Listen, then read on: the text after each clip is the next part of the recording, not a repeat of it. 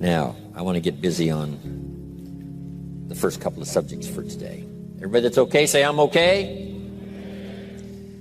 Here's the first subject that I found so interesting. I want to share it with you. Then I want to talk about personal development, the subject that I started listening to age 25 that revolutionized my whole life, from my mentor, Mr. Earl Schoaf.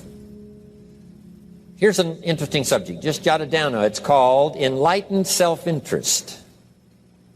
Enlightened self-interest. It's a fascinating study to study the idea of self-interest. But just make this note, all of us, have self-interest. The key is for it to be enlightened so that everybody wins and no one loses. Our first interest is to survive. What does it take to survive? Our second interest is to succeed. What does it take to succeed? What does it take for me personally to survive and to succeed? Can I legitimately be interested enough in the things that help me both succeed and survive? And here's what I discovered. The answer is yes. It's possible to exercise self-interest, but to do it in such a way that no one loses, everyone benefits. Key phrase. Life was not designed to give us what we need. Life was designed to give us what we deserve. We do not reap a harvest in the fall because we need it. We reap a harvest in the fall because we deserve it. Not necessarily from a moral standpoint. Of course, there are some moral laws as well, spiritual and moral laws. But just the basic laws that simply say if you wish to reap, you must plant. So jot this down. Reaping is reserved for the planters. And the reason they reap is because they deserve it. They're the planters. They deserve to reap. Interesting Bible phrase that says, if you keep knocking, you'll find open doors. Good phrase to jot down. If you keep knocking, you'll find open doors. Doors of opportunity. Doors of a chance to meet someone. Doors open for association. Doors open to find someone special. Doors open to find a unique business colleague. If you keep knocking, the phrase says, doors of opportunity are open to those who continually knock. So we don't find open doors of opportunity because we need them. We find them because we deserve them. Only those who knock deserve to find an open door. But the promise is, if you continually knock, you'll find doors of opportunity.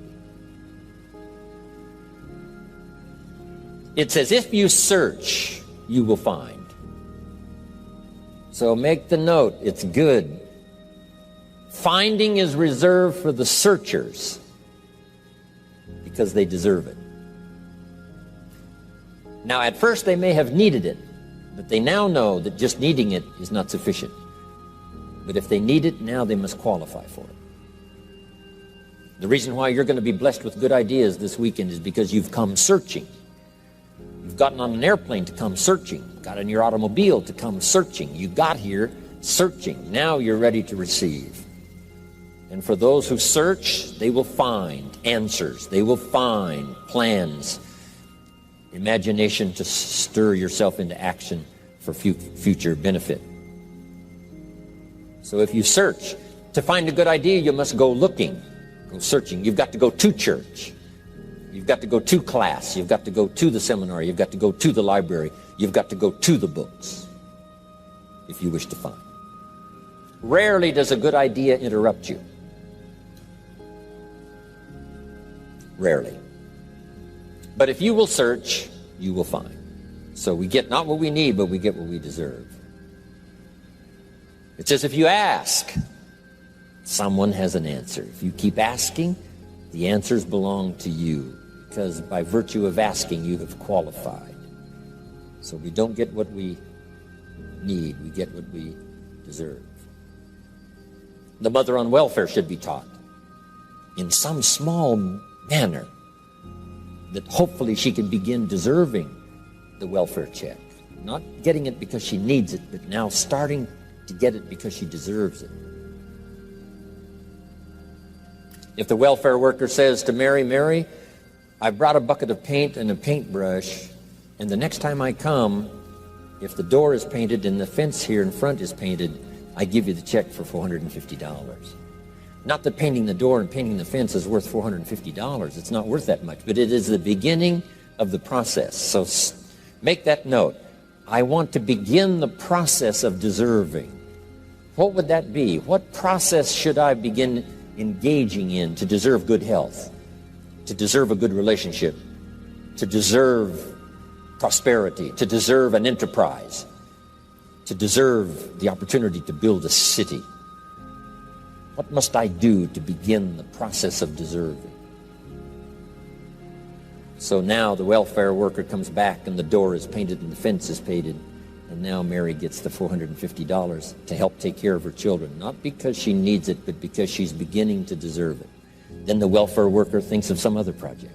She said, Mary, if these weeds are gone and this little garden is cultivated, when I come back, now that the door is painted and the fence is painted, if the weeds are gone and this little garden is cultivated, you get the $450. And step by step, a new life is emerging, learning the process of deserving it, not just needing. We teach our children at home, right? Child says, I need $10. So that language doesn't work here. There's plenty of money here, and the vaults are full. But to say I need $10 is not how you open the vault. So the child says what? Wow, how can I get that $10 that I need? So here's what they learn to say. How could I earn $10? Now the vault opens up. Now the money starts to flow. How could I earn $10? What could I do to earn the money? Not to get the money because you need it. Maybe you need the money. That's, all of us have needs. But here the key is to figure out how to open the vault, how to open the bank, how to open this unbelievable flow of resources to come our way. And here's the key: to deserve it, not to need it. You can't walk out to the field and say to the field, I need a crop.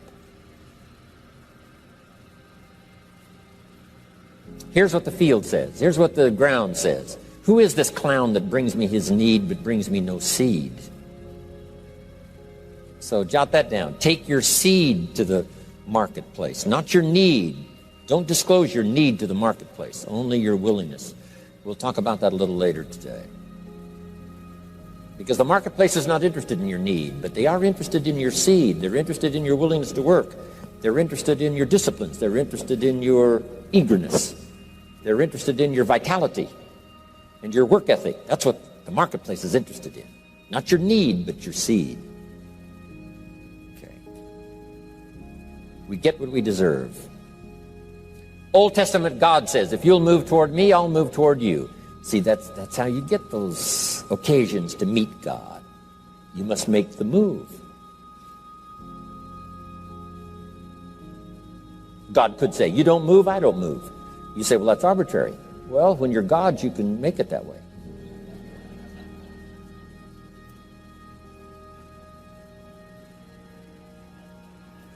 So, the law says if you wish to receive. Now let's talk about enlightened self-interest. If you wish to receive. And we would call the wish to receive self-interest. But if it's enlightened self-interest, here's what it says. I understand that in order to receive, I must give. Receiving is reserved for those who give. Receiving is not reserved for those who need it. It's reserved for those who deserve it. We deserve the receiving by giving. In fact, there's an extraordinary phrase in this little context, and here's what it says. It's better to give than it is to receive. Now, the uneducated person would find that difficult to ponder. Why would it be better to give than it is to receive? So let me give you one of the better phrases for the day. Here it is. Giving starts the receiving process. So of course it's better to give than it is to receive. How much receiving do you wish? You must start the giving process. For me to receive my additional fortunes for the future, not necessarily for the money, because I don't need the money. I take the money, but I don't need the money. But here's what I do need: for someone to say a year from now, 5 years from now, Mr. Rohn, that seminar helped to change my life. And for whatever reason, I was brought here to this place for this time. And later someone says that. See, to receive that kind of thanks, it's unbelievable. Here's what you cannot buy: that kind of thanks. You can't buy it with money. You have to earn it.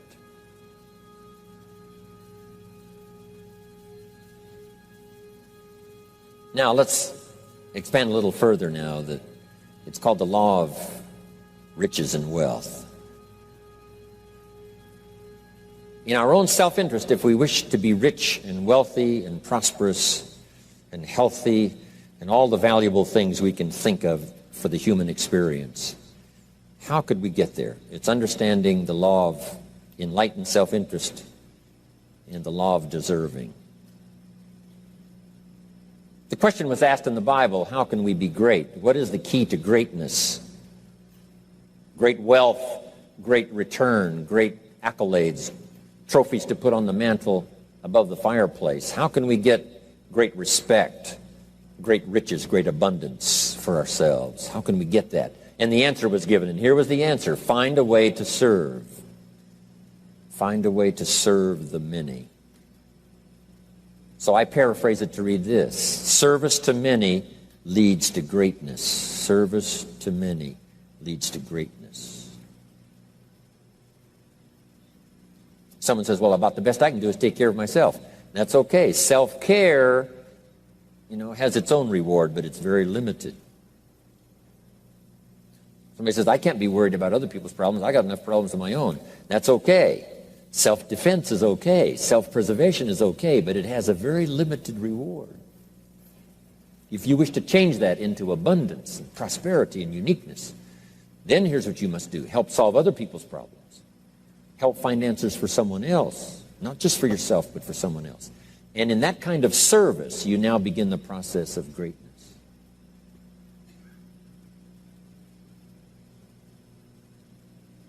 Someone asked the question, how can I be ruler over many?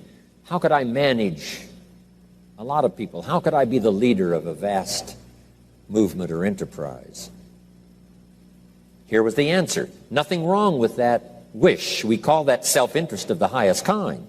Wishing to be the manager, the ruler, wishing to be presiding over many people. Here was the answer: be faithful when the amounts are small.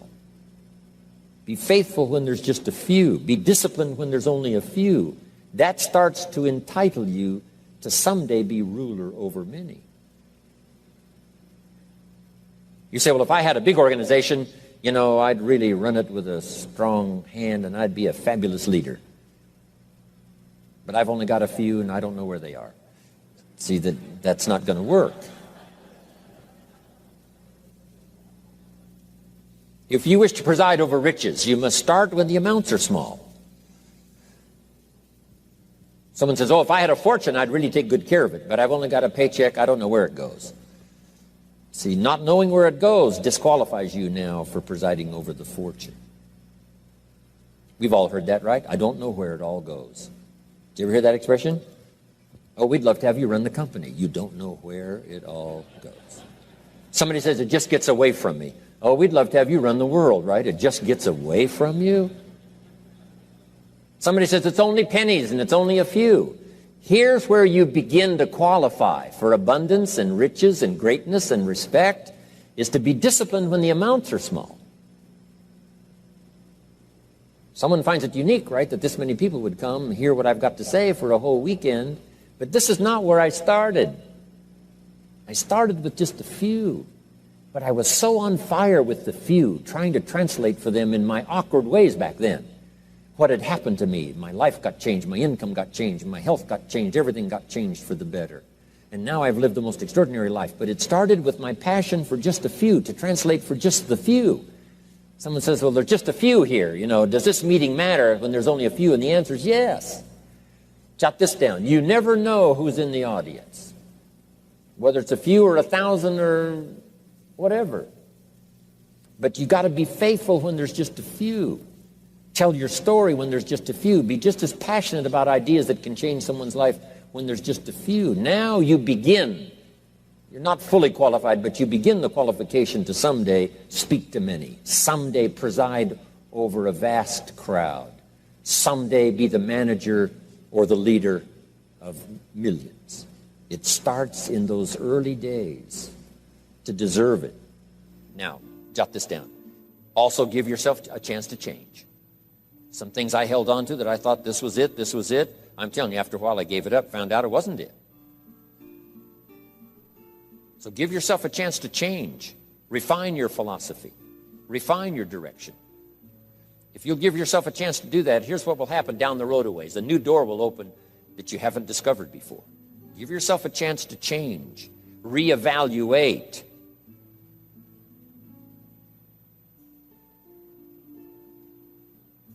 Okay.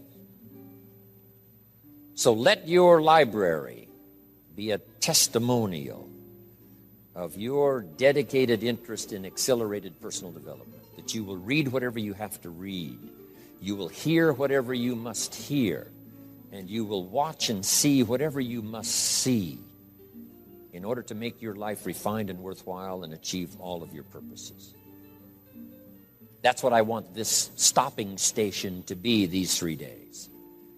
Just to come here and sit for a while and listen and ponder and take notes and work hard and see if you can't absorb, get all that you possibly can here so that it will start to refine your life even before you get on an airplane and fly back to wherever you came from, before you get in your car and drive away. What we share with you here, with all the rest that you've learned, this will be a catalyst to start a process even before you get home that'll start working for you.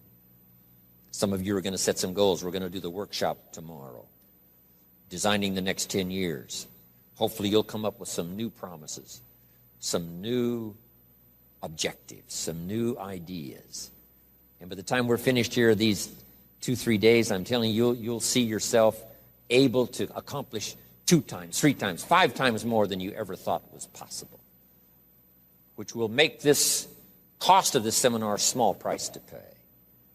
And hopefully it'll make the time you spent here small price to pay compared to making this an investment in your future, in what will flow in terms of money and income and return and reward and respect and dignity and accolades, trophies, all the stuff that can be yours.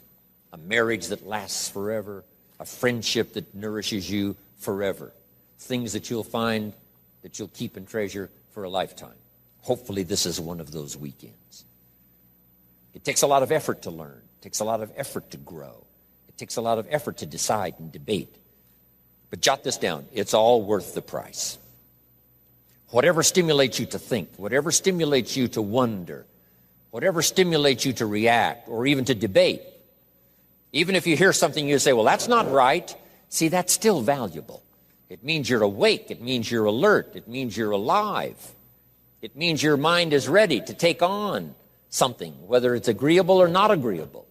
Something right, something wrong. Who cares what it is? We've got to listen to a variety of voices. And some are going to come from the left and some are going to come from the right. And some are going to come from mysterious sources.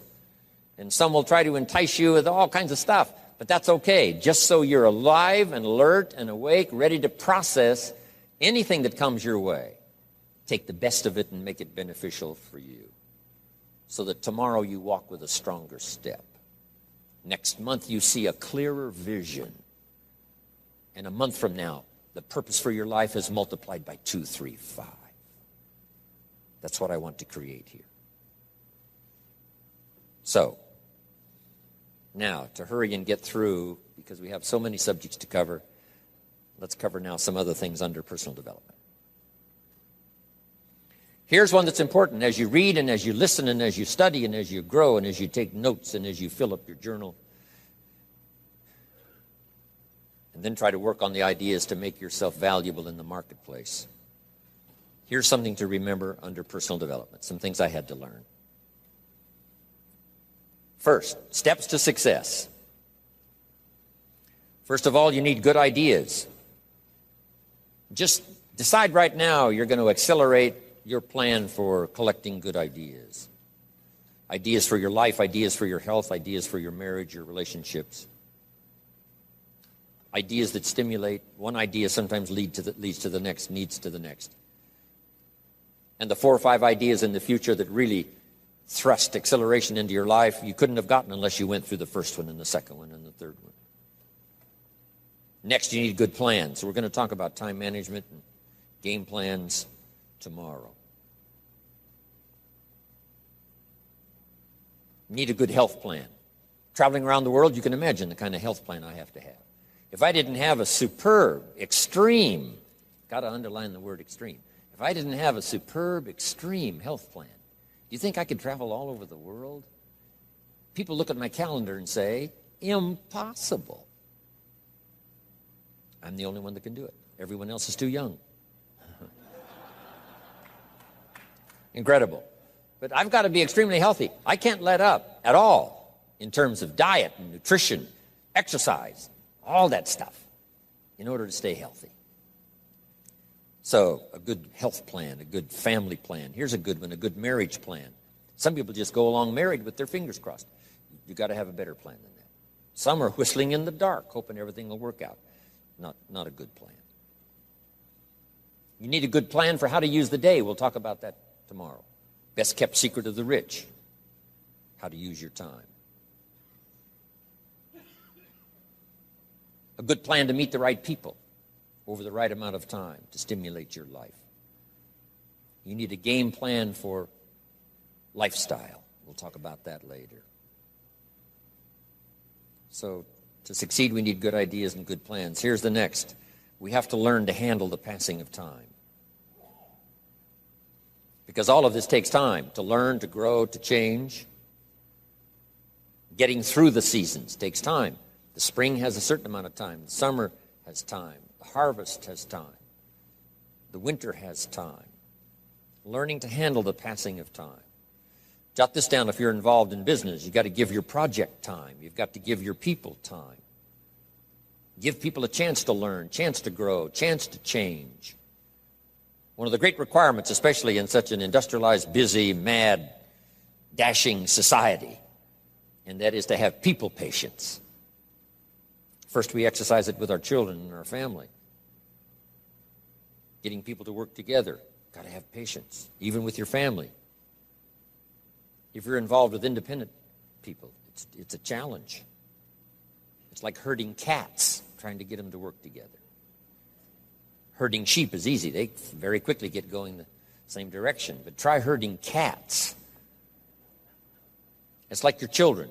Different ages and different personalities and different opinions. To get the family all going the same direction, kind of working together to make things work, I'm telling you, it is a challenge. But if you'll have some patience, you can do it. Now, here's the big one, to have patience with yourself. Give yourself time to learn. Give yourself time to understand good ideas. Give yourself time to make changes and then grow into those changes. Give yourself time to refine your personality to fit the business, whatever business you're engaged in. In some, you may have to speak up a little stronger. In some, you may have to calm down just a little bit more. Just learn to refine your personality and your temperament to suit. All of us can do that, but it takes time. Have patience with yourself. We had to do that from the beginning. Learning to tie the shoestrings of your shoes. If you tried a couple of times and says, I'll never learn this, it's over. Say, no, you can't go through life with your shoes untied. Come on. Some people, maybe it happens for them a little quicker than others. Some people get the hang of it almost overnight. Someone else, it takes a little longer. If it takes you a little longer, have patience with yourself. Because patience has its own reward. Patience is a virtue of the extraordinary kind. We have to have patience with our employers. We have to have patience with government officials. You've got to have patience with IRS. You've got to have patience with the Army. You've got to have patience with the FBI. Here's a good thing to remember while you're exercising patience. Usually enough good people will finally make it right. You just got to jot that down. Usually enough good people will finally make it right. Not everyone in the community is going to toe the line and do the moral thing. But let me tell you what, most will. That's how we create a society that we can live in. Most will. Every teenager will not obey all the rules and regulations and live a model life. Not everyone will, but jot this down. Most will. Enough will. When the good Lord recruited 12, not every disciple, not every one of the 12, but it was enough of the 12 to start a movement that's lasted for 2,000 years. Not everyone, but enough will. There's only been a couple of exceptions to that rule.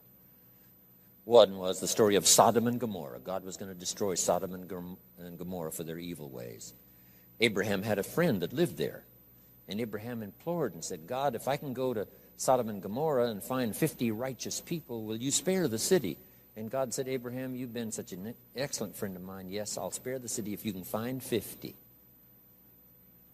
So he searches the city, can't find 50 good people. Comes back and says, Lord, would you take 40?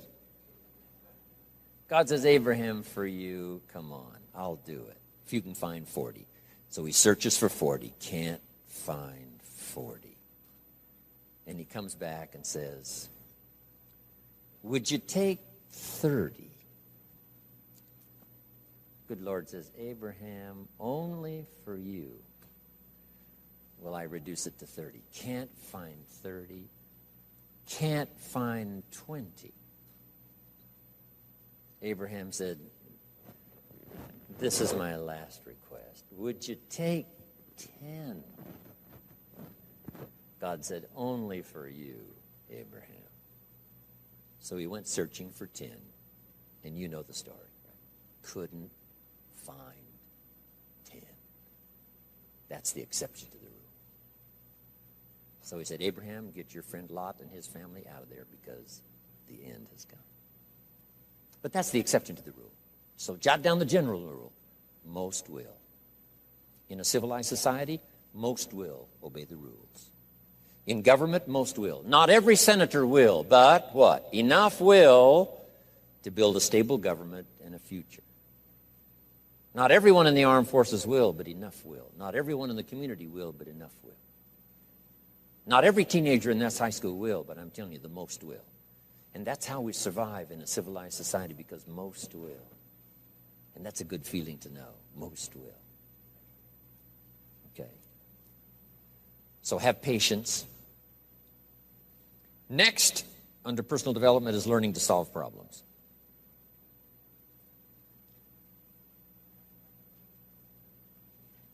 By the way, having patience with the seasons takes time to develop the crop.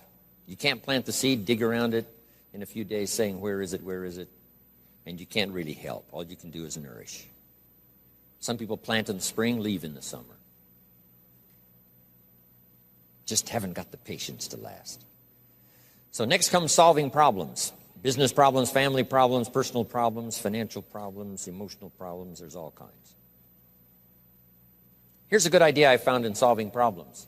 Every once in a while you've got to, I haven't got it here, but I can just describe it for you. Take a piece of paper, put a line down the center of the paper, and on the left side, describe the problem. So just jot that down.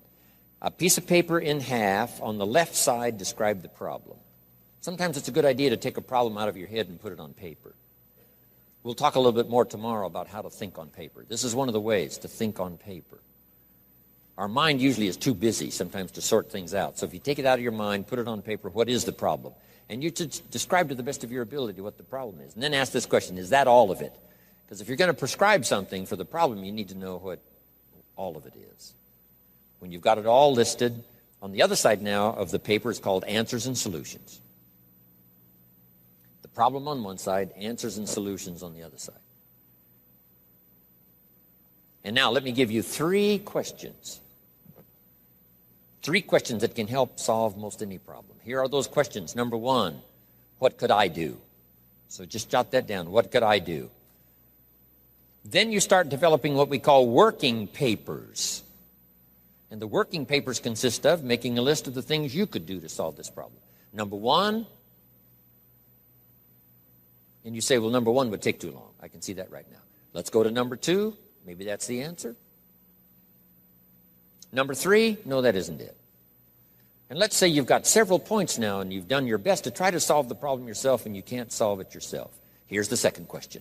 What could I read?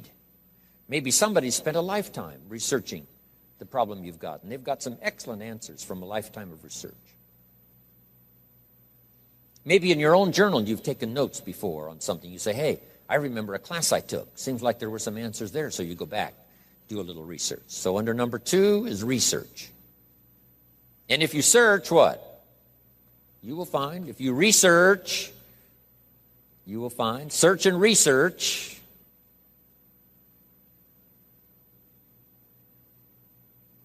Now, research as soon as possible, because if the problem is severe, you don't want to wait till too late. My friend Kenny comes to me and says, he just lost a beautiful lady, fabulous lady. They got a divorce. She was really something. Then after his divorce, he comes to me and says, it's over. But he says, something strange. He said, I found a book in my own library that I think would have saved my marriage if I had read it before my divorce. And it was a book entitled How to Live with Another Person. He said, I should have read that book a long time ago. He finally read it, but it was a little late. It's like reading a book on nutrition after you've had a heart attack, right? I mean, that's good. That is good. But gosh, it's so much better to read it before. Spare yourself the agony and the lost time and maybe the loss of your life. Now, if you tried to solve it yourself and you can't solve it and you've researched and it doesn't seem like you've got the answer, here's number three. The third question is, who could I ask? Is there someone around me that might have the answer to my problem? Now, under that, put this. Don't ask first now. Try to solve it yourself. Develop some working papers. What you think you might do, that still isn't it. Here's some books I've read. This guy's crazy. This guy, no answers, haven't got it. Now I ask. But if you now can show your working papers to who you ask, you can't believe how swift the answer will come. All of us have heard this, but let's remind ourselves one more time and put it in your notes. We all love to help people who, first of all, try to help themselves. And back to the philosophy of deserve. I've tried to work it out, haven't got the answer. Maybe you can help me. Somebody is very willing to help you if they know you've tried first to help yourself. It works that way with our children, right? My daughter Linda, before she got married, used to travel a lot. She comes to me and said, Daddy, I'm headed for Thailand. I said, wonderful. She said, I've saved up my money. I said, fantastic. She said, I've got $1,000. I said, wonderful. She said, the kids wanted to go here, wanted to go there. I didn't go. They wanted to buy this, wanted to buy that. I didn't buy. I got my money put aside, $1,000. I said, Linda, unbelievable. You must be my daughter. That's fantastic. Now, she said, to make the trip, I only need a couple of thousand more. An easy 2,000, right? But she knew she couldn't get the whole three. But she knew that if she worked hard to the best of her ability and put that first 1,000 together, the next two was easy, right? Okay. So, develop your working papers. Do your best to solve problems. Here's why you try to solve it on your own first. You need the mental and emotional muscle. You need the discipline. If you just quickly go to the answer, somebody that's got it, now you're not developing the muscle. You're not developing the discipline to solve your own problems, because there may come a day when there's no one else to ask. So you need the rhythm of learning, the rhythm of trying, the rhythm of seeing if you can do it first to build the emotional, mental muscle. Okay.